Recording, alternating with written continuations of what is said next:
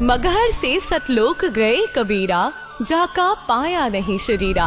सर्व सृष्टि रचनहार कबीर परमेश्वर जी के 507वें निर्वाण दिवस के उपलक्ष्य में दिनांक 6 से 8 फरवरी 2025 को नेपाल सहित भारत के 11 सतलोक आश्रमों में 3 दिवसीय महासमागम का आयोजन किया जा रहा है। इस शुभ अवसर पर दहेज मुक्त विवाह, रक्तदान शिविर, नेत्र व दंत जांच चिकित्सा, आध्यात्मिक प्रदर्शनी, विशाल सत्संग और विशाल भंडारे का आयोजन किया गया है। आप सभी को इस अद्वितीय कार्यक्रम में सादर आमंत्रित किया जाता है। आपसे विनम्र आग्रह है कि अपने परिवार सहित इस कार्यक्रम में पधार कर इस आयोजन की शोभा बढ़ाए और जगत गुरु तत्वदर्शी संत रामपाल जी महाराज जी के सानिध्य में होने वाले इस विशाल सत्संग व अमृतमय भंडारे का आनंद प्राप्त करें।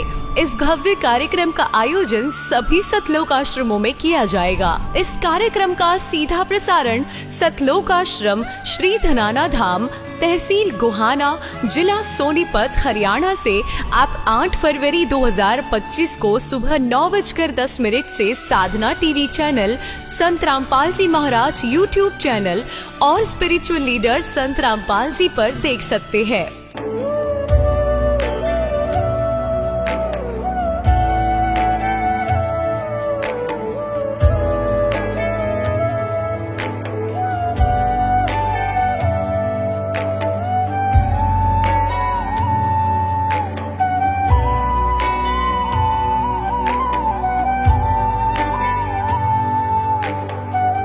गीता में अर्जुन को स्वयं भगवान कह रहे हैं कि उस परमेश्वर की शरण में जा, उसके लिए उन संतों के पास जा जो तत्वदर्शी हो। इसी प्रकार हजरत मोहम्मद को उनका अल्लाह कह रहा है कि कोई और पूर्ण परमात्मा है।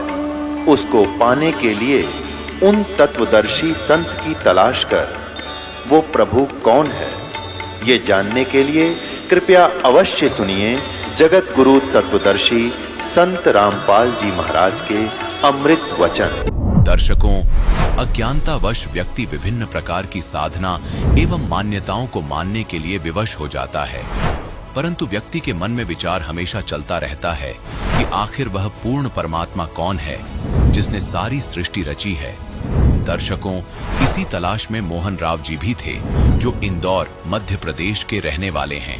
इनका कहना है कि मेरी पूर्ण परमात्मा को पाने की तलाश संत रामपाल जी महाराज की शरण में आने के बाद पूर्ण हुई। आखिर मोहन जी ऐसा क्यों कह रहे हैं? चलिए जानते हैं मोहन जी की अद्भुत कहानी उन्हीं की जुबानी। नमस्कार सर। नमस्कार जी। सर, क्या नाम है आपका? मोहन राव। सर, कहाँ से आए हैं आप? मैं इंदौर से आया हूँ। सर, संत रामपाल जी महाराज से नाम दीक्षा आपने कब ली? मैंने 2012 में ली थी, लास्ट में। सर, संत रामपाल जी महाराज से नाम दीक्षा लेने से पहले क्या आप कोई भक्ति साधनाएं भी करते थे? हमारा पूरा खानदान ही दुर्गा जी का उपासक है। पीढ़ी दर पीढ़ी से यही भक्ति करते आ रहे हैं। नवरात्रि दोनों रहते थे और खूब भक्ति भाव से पूजा पाठ करते थे। और शंकर भगवान को हम लोग इष्ट देव मानते थे कि सबसे बड़े शंकर भगवान ही है और दुर्गा इनकी पत्नी है और ये दोनों ही पूरे संसार को चला रहे हैं। इसलिए हम लोग खूब पूजा पाठ करते थे इनकी। सर, फिर आप संत रामपाल जी महाराज की शरण में कैसे आए? संत रामपाल जी महाराज की शरण में तो हम लोग ऐसे आए सर कि हम लोग भक्ति पूजा पाठ करते करते बहुत दुखी थे। हम इतनी भक्ति करने के बाद भी हमारे घर में दुखों का पार टूटा हुआ था। तो कभी तो हम लोग है ना दरगाह पे जाते थे कि भाई वहाँ से भी समाधान मिल जाए। कभी हम लोग गुरुद्वारा में जाते थे, वहाँ से गुरुवाणी दी थी उन्होंने, वहाँ भी गए, क्योंकि दुख इतना था कि हम दोनों जने बड़े परेशान थे बीमारियों से। मेरे को भी 8 mm की पथरी थी किडनी और गुर्दा के बीच में, और मुंह में छाले 24 घंटे रहते थे। और इतना दवाई खाने से थोड़ा रिलीफ तो मिलता था, मगर दवाई जैसे बंद होती थी वैसे ही फिर वो छाले चालू हो जाते थे और बहुत पीड़ा होती थी। और जब मंजन करता था ना सुबह उठ के और थूकता था तो खून आता था मुंह की तरफ, तो मेरे को ऐसा लगता था कि कैंसर हो गया है अंदर। तो मैं मन ही मन में बड़ा दुखी रहता था। और दिने दिन मेरी मिसेस को भी सांस की तकलीफ होगी और बच्चादानी में गठान होगी। अब हम लोग है ना उसका भी इलाज कराए और मेरा भी कराए, तो हमारी जो सैलरी थी वो तो उसी में चली जाए, हमारा घर का खर्चा भी नहीं चल रहा था। तो उसके बाद में हमने ये सोचा कि अब क्या करें, बड़े दुखी थे। तो ज्ञान गंगा पुस्तक मिली, तो मैं उस पुस्तक को पढ़ी, जैसे जैसे पढ़ता गया वैसे वैसे ज्ञान, इसमें तो 4 वेद, 6 शास्त्र, 18 पुराण, बाइबल, कुरान शरीफ, सबका ज्ञान है। तो मैंने कि ये कैसे हो सकता है। फिर मैंने वेद सब खरीद लाया हूँ, तो सब वेद खरीद के लाने के बाद उससे मिलाया तो झुका तू पाया। तो फिर हमारा हो गया दिमाग खराब कि अब क्या करें। मैंने पत्नी को बोला कि भाई ये सच्चा ज्ञान तो यहाँ पे है और ये हरियाणा में है, और अपनी इस स्थिति वहाँ चलने लायक है नहीं, पर यह है कि वहाँ चलेंगे तो इसमें गारंटी तो लिखी है, पर वहाँ चलने के बाद में ही अपन को पता चलेगा कि क्या सही है क्या गलत है। संत तो बहुत है, पूरे संसार में है, मगर ये इसमें गारंटी ले रहे हैं। तो मिसेज से बोला कि भाई अपन टिकट करा लेते हैं। तो मिसेज कभी भी किसी में विश्वास नहीं रखती थी, ना तो देवी देवता में और ना कोई संत महाराजों में। वो भी बड़ी दुखी थी, तो उनने की चलो ठीक है। उसके परिवार वालों ने भी आना जाना छोड़ दिया था, क्योंकि ये तो जब तक पैसे मांगेंगे इलाज के लिए और कहाँ से देंगे, सब दूरी बना ली थी। तो फिर हम लोग संत रामपाल जी महाराज के आश्रम गए। वहाँ पे हमने दोनों जनों ने ये किया कि पहले यहाँ की पूरी जानकारी लेंगे और उसके बाद में अगर लगेगा तो नाम लेंगे, नहीं तो अपन चुपचाप चलेंगे। तो कि ठीक है। तो हम लोग गए जहाँ नाम दीक्षा देते हैं, वहाँ दोनों ने नाम लिए और दोनों बच्चों चारों ने, और संत रामपाल जी महाराज जी से आशीर्वाद लिए और फिर हम लोग इंदौर आ गए। सर, हमने सुना है कि जो भी श्रद्धालु संत रामपाल जी महाराज से नाम दीक्षा लेते हैं उन्हें बहुत सारे लाभ प्राप्त होते हैं। आप तो पहले से ही दुखी थे, तो क्या संत रामपाल जी महाराज से नाम दीक्षा लेने के बाद आपको भी कुछ लाभ प्राप्त हुए? 1 महीना जब वो नाम जब वहाँ से लेके आए, प्रथम नाम से हमने रात दिन उसको लगन के साथ जपा। उससे किडनी और गुर्दे के बीच में जो 8 mm की पथरी थी, तो वो दर्द कभी भी होने लग जाता था। तो मैं मच्छी की तरह तड़पता था। मैं सांप को कहीं बाहर जाना था और उनको लेके जा रहा था, और आधे घंटे पहले ही मेरे ना दर्द चालू हो गया।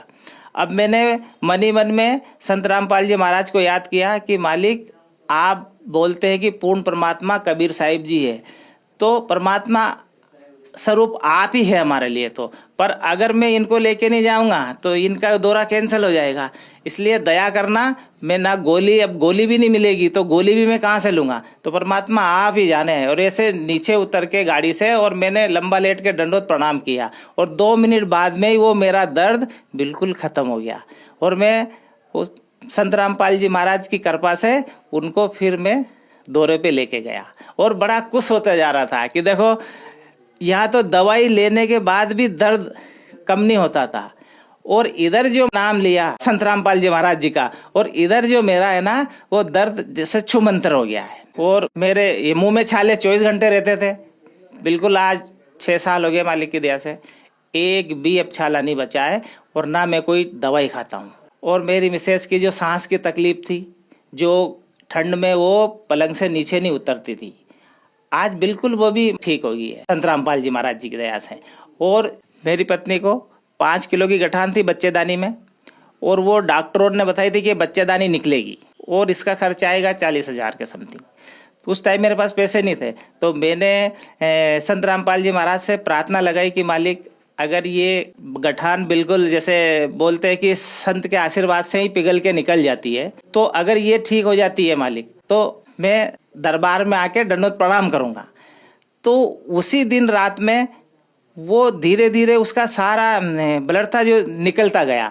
तो वो बोल रही थी कि मेरे को पेन जैसा हो रहा है, तो मैं अपन तो संत रामपाल जी महाराज के शरण में हैं, तो वहाँ पे अर्जी लगा लेंगे। तो कि ठीक है। ऐसे हम लोग 4 बार गए, 4 बार में वो अपने आप गठान है ना बिल्कुल साफ होगी, और हमें पता नहीं। अब ये बोलती है कि नहीं, मेरे को कुछ ऐसा लगता है कि अंदर कुछ ऐसा लग रहा है मेरे को। तो मैंने कोई बात नहीं है, तो मैंने कि पहले अपन लोग ऐसा करें, संत रामपाल जी महाराज के यहाँ फ़ोन लगा लेते हैं। तो हमने वहाँ फ़ोन लगाया 4 महीने बाद। तो गुरुजी ने बोला वहाँ से संत रामपाल जी महाराज ने कि आप थोड़ा सा ट्रीटमेंट करा लो। तो मैंने कि ठीक है। हम लोग डॉक्टर के पास गए, उनने बोला एक सोनोग्राफी लिख दी। हमने सोनोग्राफी करवाई तो डॉक्टर ने बोला कि कुछ हो भी सकता है और कुछ नहीं भी हो सकता है। और जब उसने जांच की तो कुछ भी नहीं निकला। थोड़ा सा चीचड़ा निकला। उसने लाके दिखा दी कि देखो अंदर कुछ भी नहीं है, चीचड़ा है, बिल्कुल साफ है, घबराने की जरूरत नहीं है। पर ये हुआ कैसे? ये क्योंकि वो डॉक्टर खुद इसका 5 साल से इलाज कर रही थी, तो वो बोल रही थी बच्चादानी तो निकलना ही थी। पर ये हुआ कैसे? पहले तो हम लोग कुछ नहीं बोले। मैंने कि ये डॉक्टर लोग है ना, एकदम से अपन बोलेंगे तो ये डांट देंगे और ये विश्वास नहीं करते हैं। तो फिर उसी ने बोला कि हम लोग अभी 3 महीने पहले ही संत रामपाल जी महाराज जी से नाम दीक्षा लेके आए। हरियाणा में है वो आश्रम। तो वहाँ से आने के बाद में मेरी सांस की तकलीफ भी बिल्कुल ख़त्म हो गई है, और ये बच्चादानी की जो गठान थी ये भी अब मेरे को बिल्कुल साफ सुथरा, मतलब मेरे को कुछ भी नहीं लग रहा है अब। तो डॉक्टर मान गए कि वाकई में बहुत बड़ी शक्ति है वो।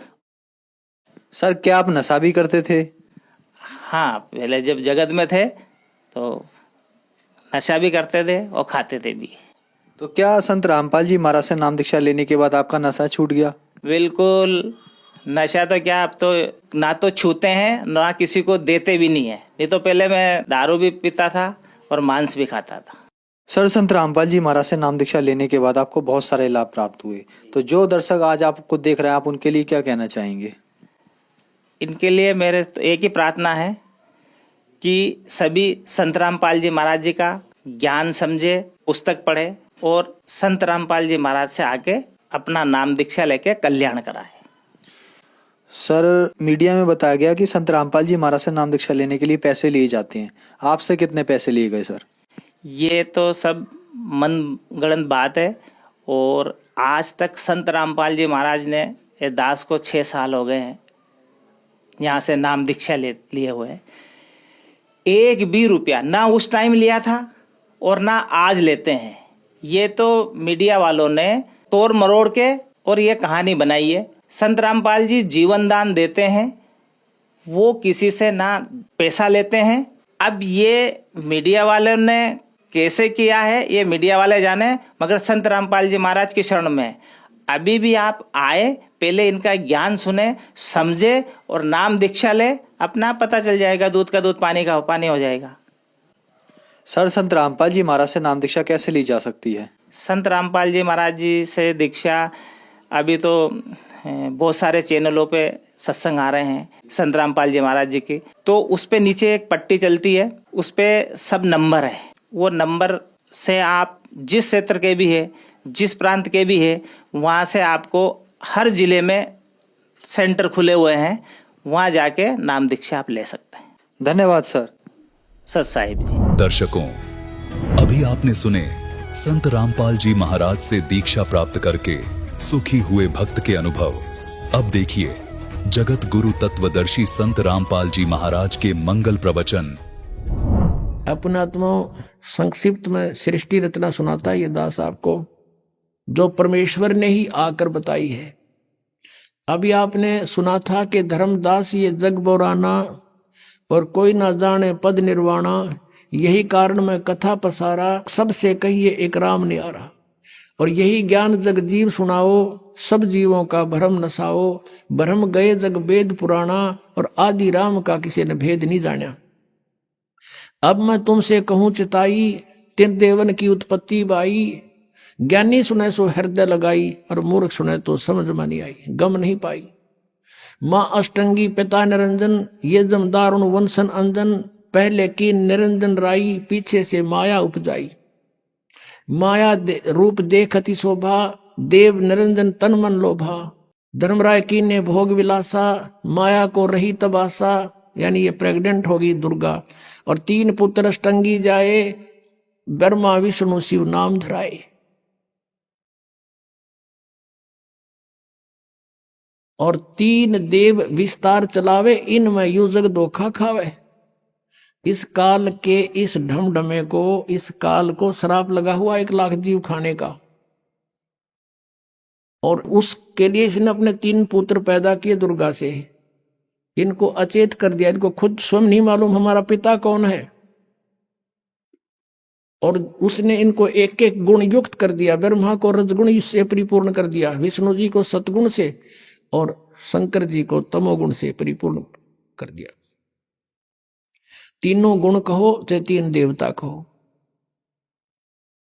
अब इनके प्रभाव से हम यहाँ उत्पत्ति आपस में मोह और मार काट, एक दूसरे ने काट दें मार दें जैसे हाहाकार मचा रखी है।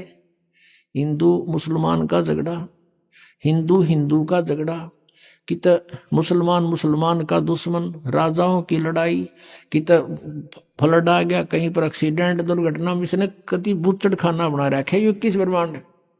और हम बाकी ने सोचा हम तो नहीं मरे, बाकी वो मर गया फलाना, अच्छा वो हो भाई बड़ी बुरी हुई। और अपना अपन कहना अपना नंबर नहीं, नंबर तो 100 दिन, पर हम आंख मीच रहे कबूतर की तरह, पर कब तक मीचेंगे।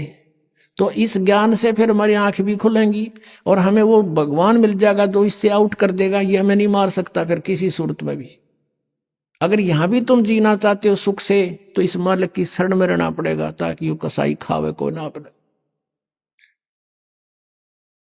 तो वो परमात्मा कबीर देव है, कबीर साहब है, यहाँ हाहाकार मचा रहा है। किसका उद्देश्य ये कि इनको सबको यहाँ दुर्गति करूं, इन ये भगवान की भक्ति ना कर सके, ऐसी स्थिति का शरीर दे दिया हमारे को। इसमें कभी बीपी हाई हो रहा, कभी लो हो गया, कदे जाड़ बढ़वानी, कदे आंख बढ़वानी, कभी कुछ हो रहा है, कदे कुछ एलर्जी होगी, फलाना हो गया। सारा ब्रान माटी इस जीव की है, और इस पेट के लिए सारा जीव लगे रहो, परमात्मा की तरफ जानना ना जाओ। और यदि कोशिश करें परमात्मा की तरफ तो उल्टा ज्ञान ग्रहण करा दिया सबसे।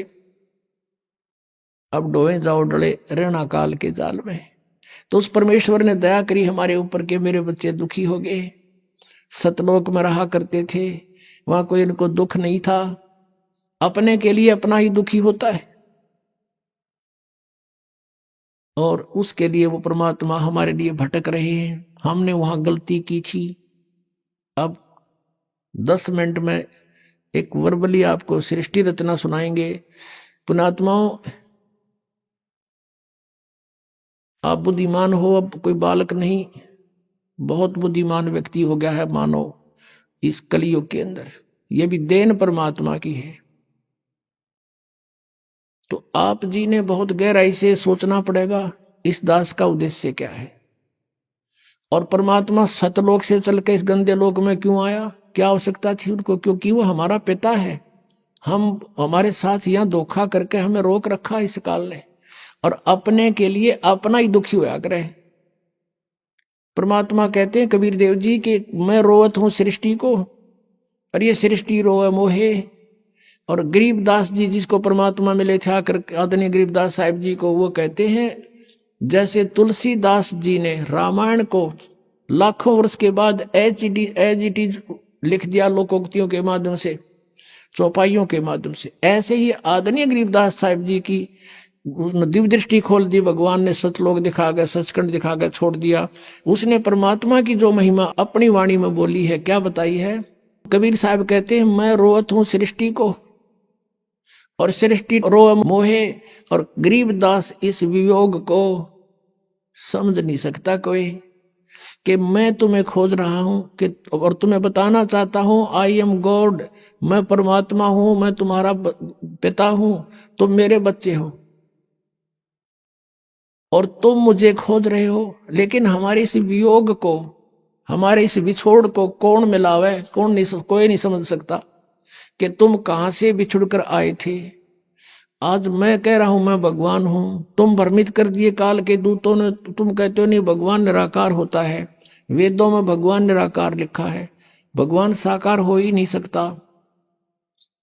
तुम मुझे खोज रहे हो, मैं तुम्हें ढूंढ रहा हूं, कि मैं बताना चाहता हूं कि मैं परमात्मा हूं। अब ये सृष्टि कैसे रची गई। परमात्मा समर्थ है।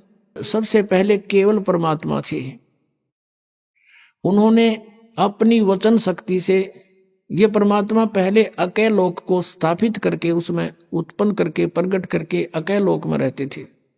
वहां केवल अकेले भगवान ही रहते हैं, वो परमेश्वर की राजधानी है, उसमें दूसरा कोई नहीं जा सकता। उसके बाद अकेले लोक के बाद परमात्मा ने अपने नीचे के 3 लोक और उत्पन्न किए। अगम लोक, उससे नेक्स्ट अलख लोक, और उससे नेक्स्ट चौथे नंबर का सतलोक। और नीचे से हम गिनेंगे तो प्रथम सतलोक, दूसरा अलखलोक, और तीसरा अगम, और चौथा वो अकेलोक। जैसे अभी आपने ऋग्वेद मंडल नंबर 9 सूक्त 96 के मंत्र 19 में पढ़ा कि वो तुरियम धाम, वो चौथा धाम है, वो अकय लोक है, समुद्र की तरह है, यानी समुद्र सभी जलों का स्रोत होता है। ऐसे वो परमात्मा का जो अकय लोक है सभी का स्रोत है। वो उसी परमेश्वर ने फिर 4 अन्य रूप धारण किए। एक रूप में वो अगम लोक में आके अगम पुरुष नाम से विराजमान हुए, और अलख लोक में आकर के अलख पुरुष, और सतलोक में आकर के वो सतपुरुष नाम से, यानी उपमात्मक नाम उस परमात्मा की, उपाधि के नाम है ये। उनका रियल नाम कबीर देव है, वो कबीर साहब। जैसे कुरान में अल्लाह अकबर कहते हैं, अल्लाह कबीर, अल्लाह अकबीर, अकबर, अकबर कहने लगे उसको अकबर, वो कबीर है। कबीरन खबीरन ये कुरान शरीफ में लिखा है, वो कबीर देव यानी उस पूर्ण परमात्मा का नाम है ये। तो सतलोक में परमात्मा ने, अच्छा, तीनों चारों लोकों में जहां भगवान अपने अन्य रूप बनाकर रहता है, इनने अपने अपने रूप की शोभा भी इनका अलग अलग बनाई है। जैसे एक सतलोक में परमात्मा के एक रोमकूप का प्रकाश, एक रोमकूप यानी मनुष्य सदृश है परमात्मा, हमारे जैसा ही। गरीबदास साहिब ने कहा कि हमरे ही उनिहार है, हमारा सृजनहार है, हमारा भगवान हमें बनाने वाला हमारे जैसा है। और आपने वेदों में देख लिया राजा के समान और नरवत, ये तो निरे दिखा दूं आपने, मनुष्य के तुल, इन्होंने अड़ंगे कर रखे इन वादों का, लेकिन मूल पाठ के अंदर स्पष्ट है, मनुष्यवत अग्नि, नरवत देव, मनुष्यवत शंभु, मनुष्य जैसे भगवान, मनुष्य जैसा परमात्मा, मनुष्य सदृश है। और पवित्र बाइबल में लिखा है, सृष्टि ग्रंथ में प्रथम अध्याय के 26वीं आयत में श्लोक में उसमें लिखा है कि परमात्मा ने कहा अब मनुष्य को उत्पन्न करूंगा और मनुष्य को अपने रूप में बनाऊंगा। परमात्मा ने मनुष्य को अपने स्वरूप के अनुसार उत्पन्न किया, तो भगवान निराकार कैसे हुआ? तो मनुष्य सदृश्य है।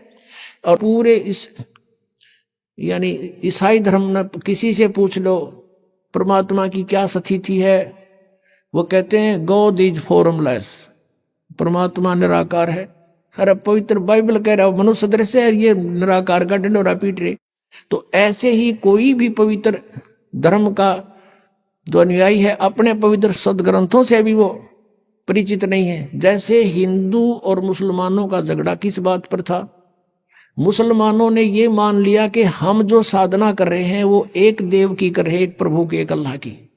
और हिंदू लोग ये बेचारे दुखी हो रहे हैं, ये अन्य देवताओं की पूजा करते हैं, ये नहीं करनी चाहिए, इनका जीवन नष्ट हो रहा। इसलिए उन्होंने सोचा कि हम सही मार्ग पर लगे हुए हैं और हम उस सब पूर्ण परमात्मा की भक्ति कर रहे हैं जिससे मोक्ष संभव है। तो इनको भी कोशिश करें, जबरदस्ती भी अगर इस मार्ग पर लगा दें इनका कल्याण हो जाएगा। इसलिए वो जबरदस्ती मुसलमान बनाने लगे। उन्होंने ये सोच रखा था कि हम पूर्ण परमात्मा की भक्ति कर रहे हैं। अब उनका भी भ्रम था ये। जैसे कुरान शरीफ सूरत फुरकानी 25 नंबर है उनकी, उसमें आयत नंबर 52 से लेकर 59 तक, 52 से लेकर 59 तक स्पष्ट किया है कि कुरान शरीफ का ज्ञान दाता, जैसे गीता का ज्ञान दाता ये ब्रह्म है और वही ब्रह्म कुरान शरीफ का ज्ञान दे रहा है। और अपने जैसे गीता का ज्ञान अर्जुन को दिया जा रहा है तो वहां हजरत मोहम्मद को दिया जा रहा है। तो वो कुरान शरीफ का ज्ञान दाता कहता है कि ए पैगंबर, मैं तुझे इस कुरान शरीफ की जो दलील दे रहा हूं इस पर विश्वास रखना, वो अल्लाह कबीर है। और ये काफिर उसको नहीं मानेंगे, तू इनकी बातों में मत आना, इनके साथ संघर्ष करना, झगड़ा नहीं करना। ये कहेंगे कबीर गॉड नहीं है और तू मेरी बात पर विश्वास रखना, वो कबीर नाम का परमात्मा है। और ये परमात्मा वही है जिसने सब दरियाओं को बनाया, सब पृथ्वी को बनाया, 6 दिन में सृष्टि रची, 7वां दिन तख्त पर जा बैठा। और उस परमात्मा की खबर किसी बाखबर से पूछ देखो। अपने आत्माओं, मुसलमान धर्म के अनुयायी क्या मानते हैं कि कुरान शरीफ का ज्ञान स्वयं हमारे अल्लाह ने दिया है। किसको? हजरत मोहम्मद को दिया है। उसके देने के तरीके चाहे भले ही कुछ भी रहे हों, चाहे वो स्वयं आकाशवाणी से दिया हो, चाहे उसके अंदर वह प्रवेश कर दी हो या किसी फरिश्ते ने दिया हो, वो केवल संदेश वाहक था फरिश्ता, ज्ञान दिया उस भगवान ने। तो वो अल्लाह कह रहा है, जिसको मुसलमान धर्म अपना अल्लाह मानते हैं, कि तू जो मैं ज्ञान दे रहा हूं ये सत्य है। और ये वो परमात्मा है कबीर जिसने 6 दिन में सृष्टि रची, 7वें दिन तख्त पर जा बैठा। और इसकी खबर किसी बाखबर से पूछो, यानी कुरान शरीफ का ज्ञानदाता भी अल्पज्ञ है, वो भी नहीं जानता उस अल्लाह अकबर यानी कबीर परमात्मा के बारे में जिसने 6 दिन में सृष्टि रची, 7वें दिन तख्त पर जा बैठा। उसकी जानकारी तो तत्वदर्शी संत बताओगे, बाखबर, उनसे पूछो। तो इससे सिद्ध हो गया कि ये भी इनकम्प्लीट गॉड की साधना कर रहे थे, अधूरे परमात्मा की। तो और ये इसी आधार से कहा करते थे कि तुम काफिर हो, तुम भगवान को ना पूछकर सब देवताओं की पूजा करते हो। आज उनकी सतीथि भी वहीं पर खड़े हैं, ये काल की पूजा कर रहे थे। अब आपको थोड़ा कुरान शरीफ दिखाना पड़ेगा, क्योंकि ये ऐसा जटिल बना दिया इस काल ने। हम भिन्न भिन्न बना दिए, हिंदू अलग बना दिए, मुसलमान न्यारे, सिख अलग से, ईसाई अलग से, ताकि ये लड़ते रहें आपस में। सच्चाई सामने आएगी तो ये फिर झगड़ा करेंगे, ऐसा नहीं है, झूठ बोलता है, लेकिन ये वो गुंजाइश नहीं रहेगी। ये इंटरनेट और ये सब वेबसाइट और ये प्रोजेक्टर, ये मोबाइल, ये सब साधना पर, ये सब जो आज तकनीक दी है, ये गॉड कबीर ने दी है। यहाँ का तो भगवान भी ना बना सकता है इन ऐसे कंप्यूटरों को। आज से लाखों वर्ष इतिहास देख लो पिछला। महाभारत का आप कथा सुनते हो, एक रेडू में 6 खच्चर जोड़ के और घिस्से अंडा करते। क्या वो आदमी नहीं थे, वो नहीं बना सके थे इसको, जब आवश्यकता नहीं थी। यानी एक बैलगाड़ी जिसको आज 2 बैल खींच सकते हैं, उस समय 6 टट्टू जोड़ा करते उसमें, ये खच्चर घोड़े, और उसको बड़ा वाहन मानते थे, क्योंकि वो कितना होगा जंगलों में घसीट के ले जाना पड़ता था, सड़क भी ना बनाया करते ये। तो कहने का भाव ये है कि ये टेक्निक भगवान ने दी है, इसलिए दी है कि अब ये बच्चे मुझे पहचान लेंगे। आज कुछ ऐसे आधुनिक इंस्ट्रूमेंट बना दिए भगवान ने, जिससे भगवान की लीला को समझने में आसानी हो रही है। एक छोटी सी चिप है इतनी की, और उसके अंदर कितना मैटर आ जाता है गिनती नहीं होती। इसलिए परमात्मा को समझना बहुत आसान है। जैसे हम एक यहां पर बैठा हुआ व्यक्ति फैक्स कर देता है और कहीं निकाल लो, उस मैटर ने एज इट इज, कोई तार नहीं बीच में। तो ऐसे ही परमात्मा ने हम सब कर्मों का हमारे अंतःकरण के अंदर, हमारे शरीर में एक ऐसा इंस्ट्रूमेंट लगा रखा है जिसमें वो असंख्य जन्मों के आपके संस्कार डिपॉजिट है कोड वर्डों में, और एक कॉपी भगवान के पास है।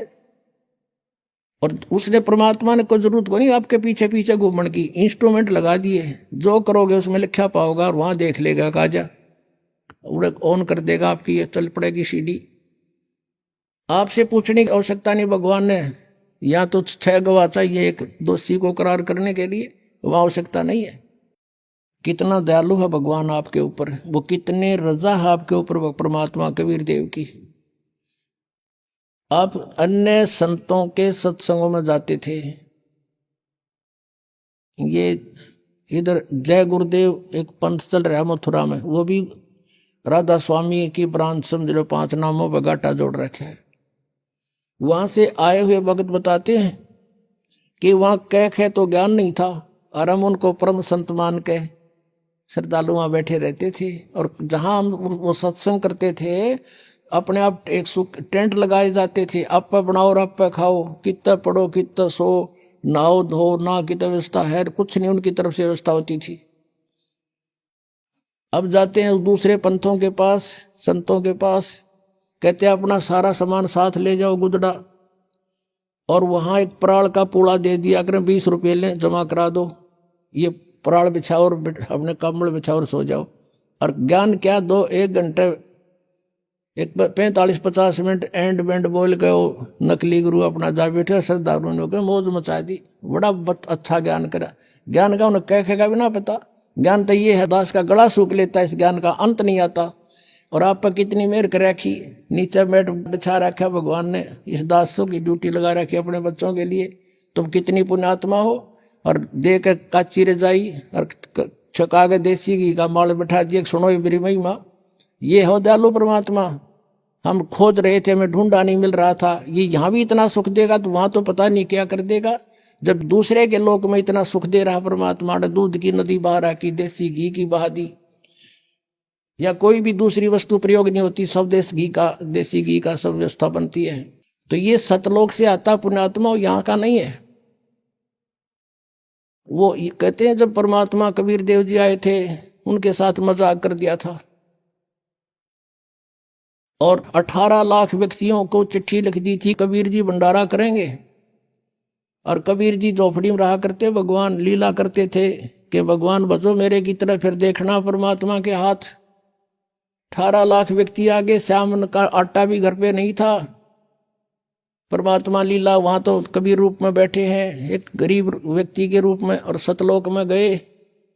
वहां से 9 लाख बैलों के ऊपर बना बना सारा सामान सतलोक से लेके 1 सेकंड में यहाँ आगे गर्मा गर्म, और भंडारा ला दिया। 3 दिन तक 18 लाख व्यक्तियों का भंडारा छिका दिया परमात्मा ने। और चिट्ठी में लिखा था कि कबीर एक असरफी देगा सोने की, एक दोहर देगा कंबल, वो भी साथ दिए थे। यानी उनका मुंह मोड़ने के लिए जो भगवान कबीर जी को नीचा दिखाना चाहते थे। तो पुण्यात्माओं, तब कबीर जी ने कहा था, ये खाकी खंजूसपुर अन का नहीं सुमार। और दूसरा रूप केशव नाम धर के आगे थे कि व्यापारी का रूप बना के, गरीब दास केशव के अन का नहीं सुमार। परमात्मा ने कहा ये तो खाकी खंजूस, ये तो कति कंजूस खोखापुर है, ये खाली इसमें ना कुछ भी, हम तो सतलोक से लेकर आए सारा सामान यहाँ पर। तो पुण्यात्मा आज वही है यहाँ पर। तो ये आज जो की जो व्यवस्था परमात्मा ने कर रखी है, अपने पुण्यात्माओं को सुख दे रहे हैं, इनकी बुराई छुटवा रहे हैं, इनके आने वाली आपदाओं को समाप्त कर रहे हैं और इनको धनी बना रहे हैं। फिर प्रेरणा करते हैं कि बच्चों दान करो, धर्म तो 10 का नहीं 10 के 3 लोग, खैरायत में खैर है कीजिए आत्म पोख। तो फिर आपको पहले तो देते हैं, फिर कहते करे करावे साइया मन में लहर उठा, दादू सिर दर्जीव के आप बगल हो जा। एक व्यक्ति सब जगह दुखी हो लिया और डॉक्टरों ने बोल दिया ऑपरेशन होगा और 1 लाख रुपए लगेंगे। यह मालिक ने वैसे अपने जिसकी सच्ची श्रद्धा, सच्ची लगन, पूर्ण विश्वास हो जाता, उसको तुरंत आराम दे देते। वो स्वस्थ हो गया। अब वो लाखों रुपये बचे, जान की झंझट था, बचूंगा कि ना बचूंगा, वो बचा। फिर प्रेरणा भी करते हैं कि कुछ पुण्य कर बेटा। तो इस तरह वो आज ये सदा व्रत चला रखा भगवान ने, इसमें जिसका भी जो सहयोग है उसको बहुत लाभ हो रहा है। तो अब कहने का भाव ये था कि आप जी को कितनी सुविधा दे करके भगवान कहता है मेरी महिमा सुनो बैठ कर ध्यान से। और कोई अब भी लटके लेगा तो उसको नहीं बख्शेगा भगवान। कहीं अच्छा गरम रजाई मिल गई, हर लटके देते हो, लटके नहीं लेना। सत्संग में आकर परमात्मा की महिमा को बड़ा ध्यान से सुनना चाहिए। कितनी व्यवस्था कर रखी है, किस लिए? इसलिए कि बच्चे भगवान को पहचान सके। अब आपको दिखाता हूं कुरान शरीफ में, कुरान शरीफ का ज्ञानदाता कहता है कि वो कबीर भगवान है जिसने 6 दिन में सृष्टि रची। अब थोड़ा सा पहले पवित्र बाइबल दिखाना पड़ेगा। यह है पवित्र बाइबल, संपूर्ण जीवन अध्ययन बाइबल। ये बाइबल है, ये है इसका जर्नल एडिटर, ये यहाँ से हिंदी पढ़ेंगे। प्रबंधक संपादक डेविड स्टुअर्ट, अंग्रेजी प्रधान संपादक Donald C Stams, MA MDV, संयुक्त संपादक ये सारे इनका ये यहाँ से छपा, ये देख लो, मैसूर USA से छपा है। अब इसमें सबसे पहले सृष्टि वो है, उत्पत्ति है इसमें, और सृष्टि के कति प्रारंभ में प्रथम अध्याय में ही जेनेसिस माने सृष्टि, जेनेसिस 1, ये 4 पृष्ठ पे उत्पत्ति यहाँ से आरंभ होती है। प्रथम आदि में परमेश्वर ने आकाश और पृथ्वी की सृष्टि की, ये पहला दिन था। इस प्रकार ये पहला दिन हो गया। फिर दूसरा दिन हो गया, प्रकाश प्रकुश बना दिया परमात्मा ने। फिर ये तीसरा सांझ भोर हो गया, फिर तीसरा दिन हो गया। जो कुछ भी इसमें फलदार वृक्ष जिनके बीज एक एक जाति के अनुसार बनाए, ये इस प्रकार। अब ये तीसरा दिन हो गया। दिन और रात पर प्रभुता करें और उज्ज्वला दियारा करे, इस प्रकार सांझ हुई, फिर भोर हुआ, ये चौथा दिन हो गया। फिर यहाँ देखें ये प्रश्न नंबर 5 पे, वो 4 पे पढ़ा आपने। अब 5 पे क्या है, सांझ हुई भोर हुई, फिर ये 5वां दिन हो गया, छठे दिन पे आना हमना का असली बात ये है। फिर परमेश्वर ने कहा मनुष्य को हम अपने स्वरूप के अनुसार अपनी समानता में बनाएं, और वे समुद्र की मछलियों और आकाश के पक्षियों और घरेलू पशुओं और सारी पृथ्वी पर और सब रेंगने वाले जंतुओं पर जो पृथ्वी पर रेंगते हैं अधिकार रखें, यानी उनसे समझदार हों। तब परमेश्वर ने मनुष्य को अपने स्वरूप के अनुसार उत्पन्न किया। अपने ही स्वरूप के अनुसार परमेश्वर ने उसको उत्पन्न किया, और नर और नारी करके उसने मनुष्यों की सृष्टि की। तो परमात्मा किसा होया, मनुष्य जैसा, नर जैसा। अंडरस्टूड हो गया। अब यहां देखिएगा, इस प्रकार छठे दिन भोर हुई सांझ हुआ, इस प्रकार ये 6वां दिन हो गया। अब 7वां दिन, और अब परमेश्वर ने अपना काम जिसे वह करता था 7वें दिन समाप्त किया। अपने किए हुए सारे काम से 7वें दिन विश्राम लिया, यानी 6 दिन में सृष्टि रच दी, 7वां दिन विश्राम किया, बस। अब यहां से इतना ही लेना था। अब पवित्र बाइबल ने स्पष्ट कर दिया कि परमात्मा मनुष्य जैसा है, उसने अपने जैसे रूप में मनुष्य को बना, नर नारी करके उत्पन्न कर दिया। आगे बहुत अच्छा प्रमाण है इसमें कि परमात्मा साकार है, वो सामने खड़ा दिखाई देता है, बात करता है, बाइबल में लिखा है। अब कुरान शरीफ दिखाते हैं आपको, देखिएगा। ये कुरान शरीफ है, पवित्र कुरान शरीफ, और इसके विषय में लिखा है। ये तो इनकी अरबी भाषा है, जालिकल किताबु ला रैब जो जैसला फीही जो। इसका अर्थ है इन्होंने किया है कि यह वह इल्हामी किताब है, धार्मिक किताब है, जिसमें कोई संदेह की गुंजाइश नहीं, यानी इसमें जो लिखा है वो फाइनल है हमारे लिए, इसमें हमने कोई डाउट नहीं, इसमें कोई गलत नहीं। इसका कहने का भाव ये कहाँ से बना है, शास्त्रीय अरबी पद्धति पर नागरी लिपि में स अनुवाद सटीपन, इसका अर्थ है स अनुवाद सटीपन, स अनुवाद। रूपांतकार है नंद कुमार अवस्थी, शेरवानी संस्करण। ये कहाँ से छपा है, कुरान शरीफ शेरवानी संस्करण। प्रकाशक हैं लखनऊ किताबघर, मौसम बाग, सीतापुर रोड, लखनऊ, यहाँ से छपा। अब हम इसके सूरत फुरकानी 25 पर आते हैं। ये देखिएगा, ये सूरत कुरान शरीफ है और सूरतुल फुरकानी, इसको सूरत बोलते हैं, सूरतुल फुरकानी, यानी सूरत फुरकानी 25। अब इसमें यहां से देखेंगे, ये देखिएगा, ये 52 नंबर आयत है, 51 यहां समाप्त होती है, ये 52 शुरू होती है। फला तुतियल काफिरन व जाहिदहुम बिही जिहादन कबीरन, ये स्पष्ट लिखा कबीरन। इसको ये कुरान शरीफ कहो चाहे मजीद कहो, अब दिखाएंगे आपको। अब इसका हिंदी अनुवाद यहाँ किया है इन्होंने। ये 51 समाप्त हुई, 52 प्रारंभ हुई, इसका अनुवाद है ये जो हमने अरबी भाषा पढ़ी, लिखी है इसमें नागरी लिपि में। अब इस 52 का यहाँ अनुवाद किया है। तो ए पैगंबर हजरत मोहम्मद को कुरान शरीफ का ज्ञानदाता बोल रहा है, तुम काफिरों का कहा न मानना, जो परमात्मा की पूजा ना करते, न देवताओं की पूजा करते, उनको काफिर बोलते हैं, मानना। और इस कुरान शरीफ की दलीलों से जो मैं तुझे ज्ञान दे रहा हूं, उनका सामना बड़े जोर से करो। इन्होंने कबीर का अर्थ बड़ा कर दिया, और ये लिखना था कि वो अल्लाह फला तुतियल काफिरन व जाहिदुम बिही जिहादन कबीरन, कबीरन माने कबीर के लिए तू संघर्ष कर। वो तो काफिर जो है वो नहीं मानते कबीर इज गॉड, लेकिन मैं कह रहा हूं वो कबीर है सब कुछ। अब यहाँ कबीरन कहो, कबीर कहो, खबीर कहो, खबीरा कहो, ये इसी परमात्मा का एक भाषा में भिन्नता अंतर है। अब यही नो की नो कुरान शरीफ है ना, कुरान मजीद नाम है इसी का, सिर्फ लिखने में अंतर किया है राइटर ने। अनुवाद करते समय वो कबीरन लिखो चाहे कबीरा लिखो, एक ही बात है। देखिएगा, ये कुरान मजीद है, वही की वही नो की नो, इसमें कोई अक्षर का भी अंतर नहीं है, लेकिन ये मजीद लिख दिया अरबी मऊ अरबी मतन, यानी प्रकाशक है ऑफिस बुक डिपो 422 मटिया महल, जामा मस्जिद, दिल्ली 6 से। ये कुरान मजीद मुर्तजमा है मौलाना फतेह मोहम्मद खान साहिब जालंधरी, तसही मौलाना अब्दुल मजीद सरवर साहिब, प्रकाशक हैं Farid book depot private limited, नई दिल्ली। इतने। अब इसमें सूरत फुरकानी पर आते हैं हम। अक्षर का भी अंतर नहीं है इसके अंदर, उतना ही है। सूरत फुरकानी 25 और पृष्ठ नंबर है इसकी, इस पर 570 है, उसमें 604 है कुरान शरीफ में। अब यहाँ आते हैं नीचे, एज इट इज, इसमें नहीं अंतर माड़ा सा भी है।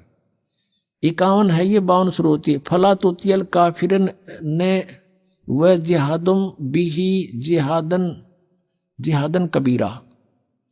कबीरा कहो, कबीरन कहो, कबीर कहो, खबीरा कहो। ये सिर्फ इसमें कबीरा लिखा, उसमें कबीरन लिखा है। अब इसको कबीर कहो, एक ही बात है, इससे तो इतना लेना। अब हमने ये जो पढ़ा है ये कुरान मजीद देखा था, अब कुरान शरीफ को फिर लेते हैं, इसका अनुवाद इससे देखेंगे। अब देखो कुरान शरीफ फिर लेते हैं, वो मजीद थी, ये कुरान शरीफ है और इसके अनुवादक प्रकाशक पहले हमने दिखा दिए हैं। ये सारा लखनऊ किताब घर से ये प्रकाशित है, मौसम बाग सीतापुर रोड लखनऊ से। अब हम इसके आते हैं 604 पृष्ठ पे, 604 पृष्ठ पे, और वही है इस कुरान शरीफ सूरत फुरकानी 25। नीचे आते हैं, ये 52 आयत है। फला तुतियल काफिरन जाहिदुम बीही जिहादन कबीरन। ये कबीर कहो, कबीरा कहो, कबीरन कहो, कंसेप्ट क्लियर हुआ। अब ये क्या कहता है यहाँ पर कि ए पैगंबर, कुरान शरीफ का ज्ञान देने वाला अपने पैगंबर को बोल रहा है, तुम काफिरों का कहा न मानना। वो काफिर नहीं मानते भगवान को, वो तो अन्य देवताओं की पूजा करते हैं।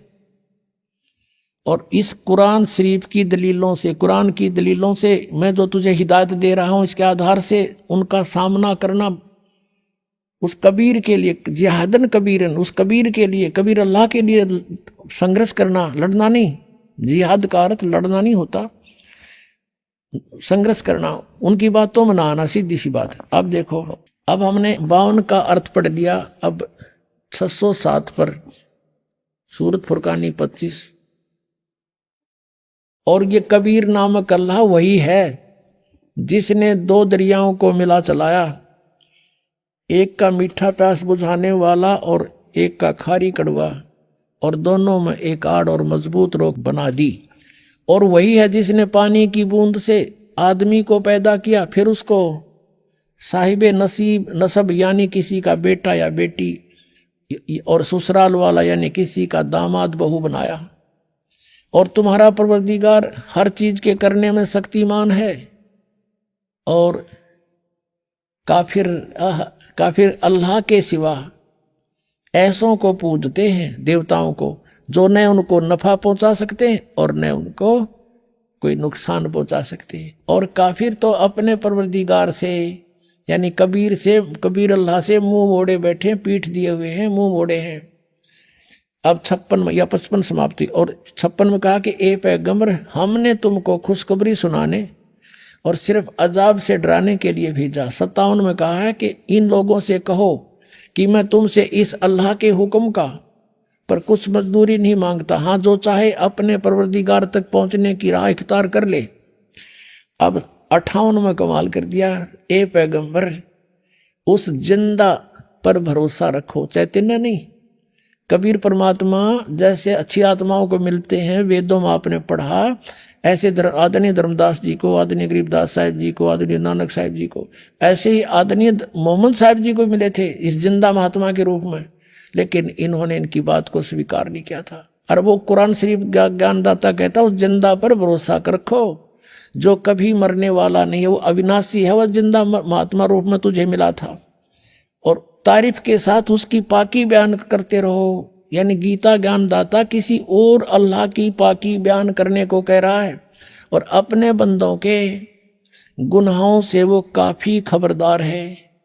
ये कबीर है। यहाँ पर ये 58 नंबर आयत है, यहाँ देखो 58, ये 58 है, यहाँ पढ़ेंगे। ये खबीरा लिखा है, इबादई खबीरा।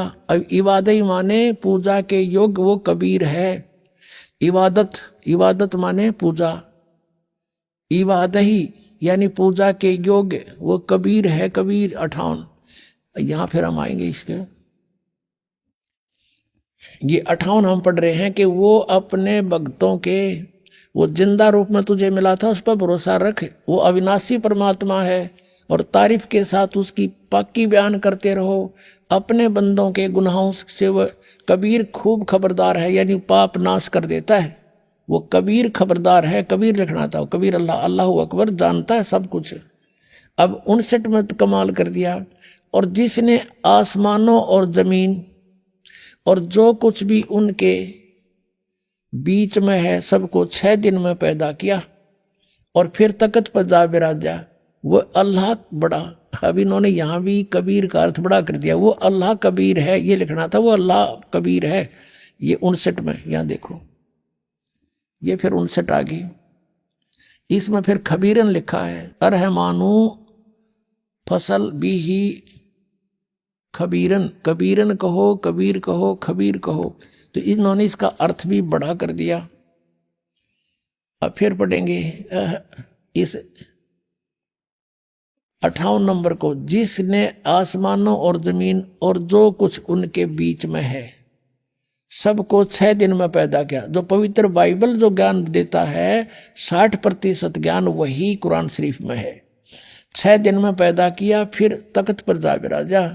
वह अल्लाह बड़ा, वो अल्लाह कबीर, वो अल्लाह अकबर, वो अल्लाह कबीर है, वो भगवान कबीर बड़ा दयालु है, रहमान है। और उसकी खबर, उसकी जानकारी किसी बाखबर इल्म वाले यानी तत्वदर्शी संत से पूछ देखो। इससे सिद्ध हो गया कि कुरान शरीफ का ज्ञानदाता भी उस अल्लाह यानी बड़े भगवान, जिसको ये बड़ा कहते हुए मान ले, उसके बारे में अल्पज्य है, उसकी जानकारी नहीं रखता। उसके लिए स्पष्ट किया है कि वो साकार परमात्मा है, उसका नाम कबीर है। 6 दिन में सृष्टि रची और 7वें दिन तख्त पर जा बैठा तो वो विराजमान हुआ है। तो एक देशीय है और साकार है, मनुष्य सदृश है, वो पवित्र बाइबल ने सिद्ध कर दिया। अब आज उन मुसलमान भाइयों का दावा भी गलत सिद्ध हुआ जो हिंदुओं को यूं कहते थे ये देवताओं को पूजे, इनका मोक्ष नहीं हो सकता। तो वो भी अब काल के ही जाल में है, उनको भी सोचना पड़ेगा। हम एक पिता की संतान हैं। अभी आपने सुने संत रामपाल जी महाराज के मंगल प्रवचन। आइए अब सुनते हैं संत रामपाल जी महाराज से नाम दीक्षा लेकर सतभक्ति करके अद्भुत लाभ प्राप्त करने वाले अनुयायी के विचार। दर्शकों, हर व्यक्ति एक ऐसा जीवन जीना चाहता है जिसमें सांसारिक सुख के साथ साथ आर्थिक और मानसिक शांति भी हो। लेकिन इस सुख की खोज में अक्सर मनुष्य ऐसे रास्तों पर चले जाते हैं जो उन्हें अंधेरे की ओर ले जाता है। बदायूं उत्तर प्रदेश के निवासी रघुवीर सिंह जी की कहानी भी कुछ ऐसी ही है। रघुवीर जी हिंदू धर्म में प्रचलित सभी पूजा पाठ किया करते थे। इनकी जिंदगी तब बदली जब इन्हें संत रामपाल जी महाराज की शरण मिली। दर्शकों, आइए जानते हैं कि आखिर रघुवीर जी ने सभी भक्ति साधनाएं त्याग कर संत रामपाल जी महाराज की शरण क्यों ग्रहण की। सुनते हैं रघुवीर जी की कहानी उन्हीं की जुबानी। नमस्कार सर। सत साहब सर। सर क्या नाम है आपका? मेरा नाम है रघुवीर सिंह भारती। रघुवीर जी आप कहाँ से हैं? जनपद बदायूं उत्तर प्रदेश से।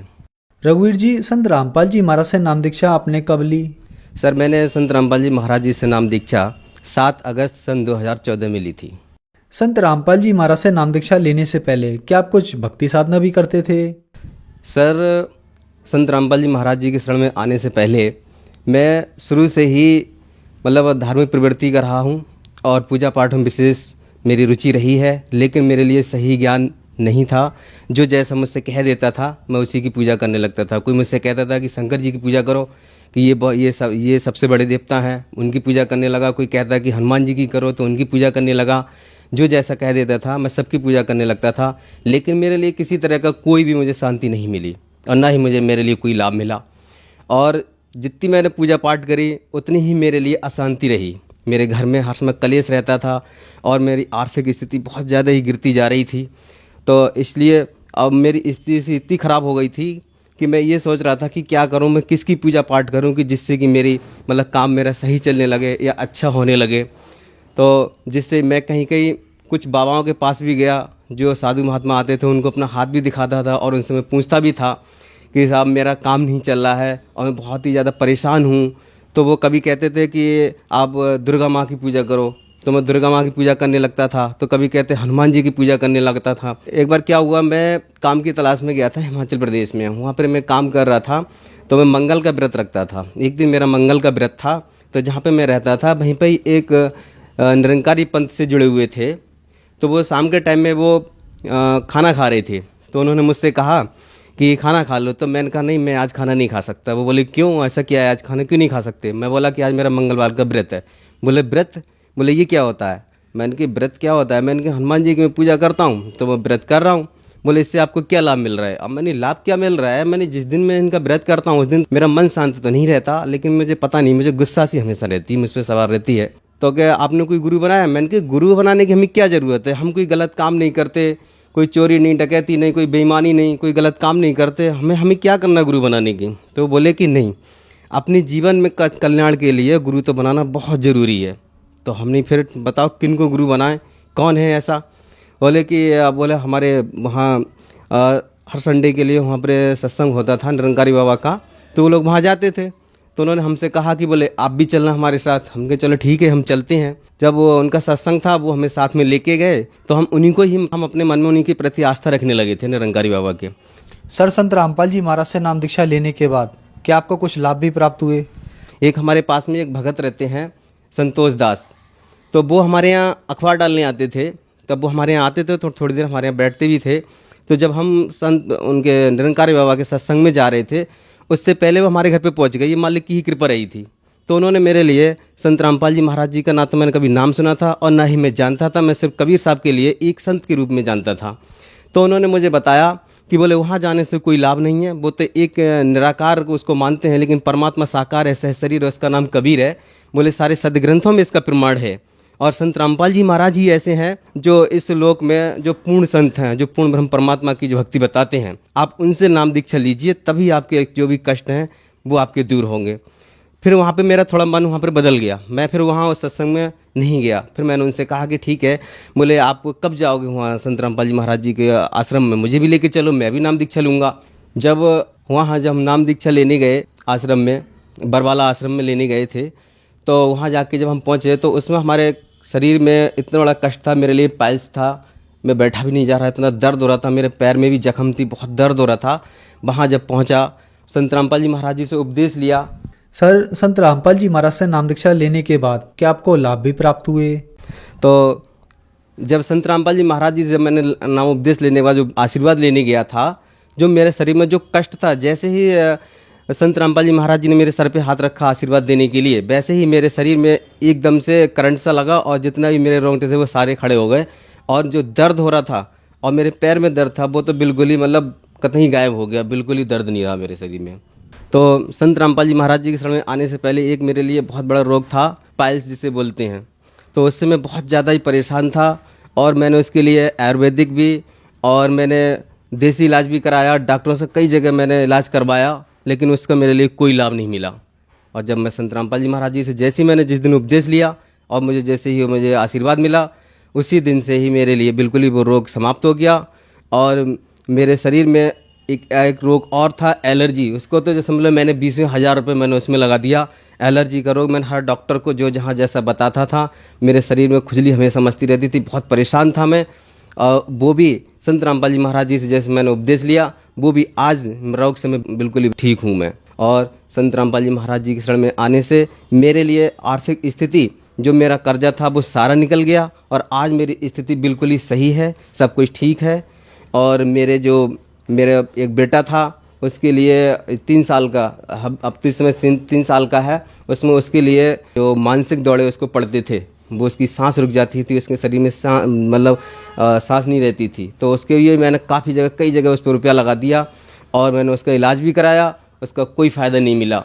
और जिस दिन एक दिन मेरे सामने ही मैं इस ससुराल में उसके लिए दौड़ा पड़ा, तो मैंने कहा कि मैं संत रामपाल जी महाराज जी से प्रार्थना लगाऊंगा। तो हमारी जो पत्नी जो थी वो इस बात पे चढ़ गई, क्योंकि वो उपदेशी थी नहीं, वो विरोध करती थी। मैंने कहा कोई बात नहीं है, मैं उसी से वहाँ से चला आया और आने के बाद तुरंत मैंने संत रामपाल जी महाराज जी से मैंने प्रार्थना लगाई। और प्रार्थना लगाने के बाद सिर्फ डॉक्टर के पास फिर एक ही बार लेके गए, संत रामपाल जी महाराज जी की कृपा से। उस दिन से उसके लिए उस डॉक्टर के पास लेके नहीं गए हैं, उसी दिन से बिल्कुल ही सही है। एक बार ऐसा हुआ कि मेरी बेटी थी करीब 6 साल की, तो वो अपनी नानी के घर पे थी और वो रोड जब पार कर रही थी, बच्ची थी, खेल रही थी, उसको एक्सीडेंट हो गया। जब उसका एक्सीडेंट हुआ, जैसे ही मैं घर पे रेमेडी कर रहा था, मैं दोपहर की रेमेडी करने के बाद जैसे ही रेमेडी समाप्त हुई, तैसे ही मेरा फ़ोन आया कि बेटे का एक्सीडेंट हो गया। मैंने कहा हे मालिक, ये क्या हुआ? परमात्मा आप ही जानो, आप ही की वो आत्मा है प्रभु। हम वहाँ पहुँचे, इस पर कृपा करो मालिक, ना तो बदनामी प्रभु आपकी ही होगी प्रभु, आप ही जानो। जब उसका पूरा शरीर का जब चेकअप कराया तो संत रामपाल जी महाराज जी की कृपा से उसके अंदरूनी कोई भी खरोंच नहीं थी, जरा सी ऊपर चोट आई थी। एक दिन एक लाभ ये हुआ, हमारी जो पत्नी जो थी वो जुड़ी तो थी नहीं, और जो छत के ऊपर जो जीना था, जीने के ऊपर 2 टैंक रखे हुए थे, टैंक पे जो ढक्कन के ऊपर जो सीमेंट वाली ईंटें रखी थी, अब वो नीचे पानी भर रही थी, बंदर उस पर चढ़ा, अब ऊपर से ईंटें जो गिरी वो बिल्कुल हमारी जो पत्नी जो थी उनके सर पर आकर के गिर रही थी। ये भी संत रामपाल जी महाराज जी की कृपा से वो बची थी। अभी कुछ दिन पहले मेरे लिए एक हार्ट अटैक हुआ था अभी, तो मेरे लिए ऐसा लग रहा था कि अब शायद मेरी अब ज़िंदगी अब है ही नहीं यहाँ से, अब मेरे तो प्राण निकल ही जाएंगे, मुझे तो ऐसा लग रहा था। मैंने संत रामपाल जी महाराज जी को मैंने प्रणाम किया, मैंने प्रसाद लिया और मैंने फिर अमृत जल लेके मैंने परमात्मा के लिए मैंने अपने दृढ़ संकल्प किया और मैंने प्रार्थना लगाई कि प्रभु आप ही जानो परमात्मा, अब जैसा भी है आप कृपा करो प्रभु, मैं तो बहुत ज़्यादा ही परेशान हूँ। तो परमात्मा ने मेरे ऊपर ऐसी कृपा करी, बंदी छोड़ सतगुरु रामपाल जी महाराज जी ने, कि उस दिन मैं पूरी रात आराम से सोता रहा और सवेरे के लिए मैंने सोचा कि मैं जाके मैं कहीं जांच करा लूँ। मैं डॉक्टर के यहाँ गया तो डॉक्टर ने मेरी ईसीजी करी और ईसीजी बिल्कुल ही नॉर्मल आई, और मेरे हार्ट का मतलब एक्सरा भी किया, एक्सरा बिल्कुल ही मतलब सही आया। तो मैंने डॉक्टर से पूछा, मैंने डॉक्टर साहब बताइए क्या है, मुझे बताओ क्या दिक्कत है। तो डॉक्टर साहब बोले देख तुझे कोई बीमारी तो है ही नहीं, और ना ही तुझे कोई रोग है, और ना ही तुझे कोई दिक्कत है, मैं तुझे दवाई दी तो दूँ किस बात की। तो मैंने कहा फिर मेरी ये दर्द क्यों हो रहा? बोले मैं दर्द की दवा दे रहा हूँ। तो ये संत रामपाल जी महाराज जी की ही कृपा थी उस दिन जो मेरी ज़िंदगी बचा दी, और संत रामपाल जी महाराज जी की कृपा से मेरे लिए आज बहुत ही लाभ मिल रहे हैं, मेरी आर्थिक स्थिति भी सही है। सर क्या काम करते हैं आप? मैं पहले तो प्राइवेट टीचर था, मैं स्कूल में पढ़ाता था। संत रामपाल जी महाराज जी से नाम उपदेश लेने के बाद में एक कंपनी थी जो अपने घरों में लगते हैं आरओ, उस कंपनी में मैंने वैकेंसी निकली, उसमें मैंने अप्लाई किया। तो संत रामपाल जी महाराज जी की कृपा से मेरा उसमें सिलेक्शन हो गया। सिलेक्शन होने के बाद आज मालिक ने मेरे आज वो ठाट कर रखे हैं कि मेरे लिए आज किसी के सामने हाथ फैलाने की ज़रूरत नहीं होती। पहले मेरी ये कंडीशन थी कि मेरे लिए चीज़ भी उधार नहीं मिलती थी, क्योंकि वो सोचते थे कि यदि इनको उधार दे देंगे तो ये पैसे नहीं दे पाएंगे। तो मेरे लिए पैसे ना तो उधार मिलते थे ना कोई चीज़ उधार मिलती थी।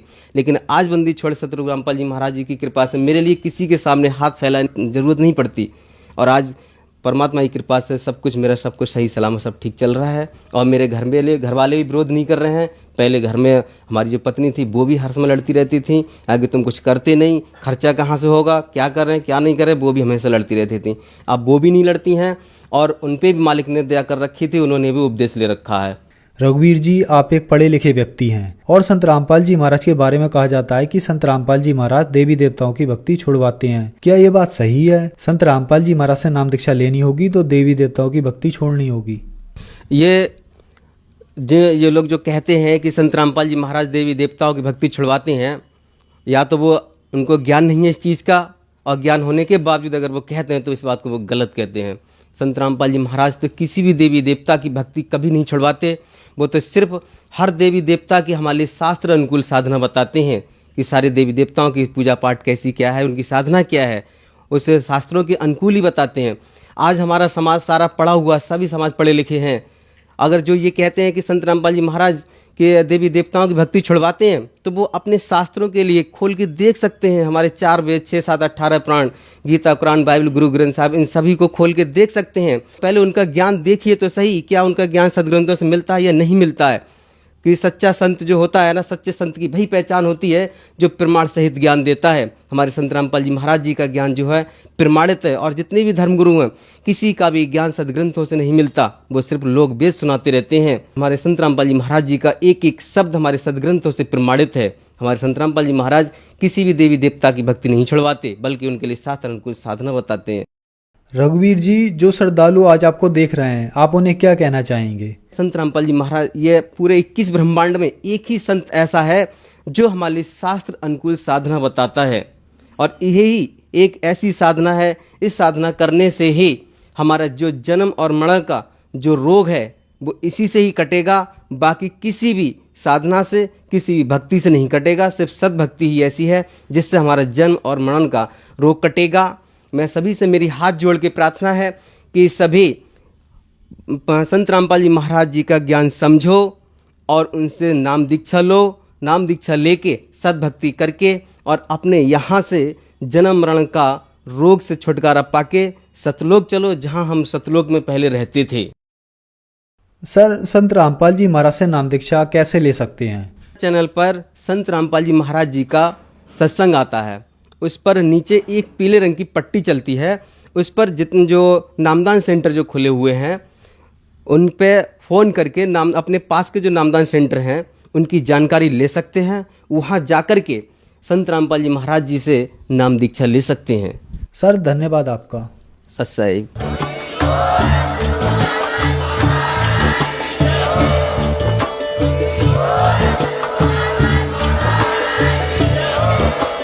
आप सुन रहे थे जगत गुरु तत्वदर्शी संत रामपाल जी महाराज जी के मंगल प्रवचन। अधिक जानकारी के लिए विजिट कीजिए हमारी वेबसाइट www.jagatgururampalji.org। संत रामपाल जी महाराज जी के शुभ आशीर्वाद से पूरे विश्व भर में 500 से भी ज्यादा नाम दीक्षा केंद्र हैं, जिन पर संत रामपाल जी महाराज जी द्वारा ऑनलाइन निशुल्क नाम दीक्षा दी जा रही है। अपने नजदीकी नाम दीक्षा केंद्र का पता करने के लिए संपर्क करें 8222880541।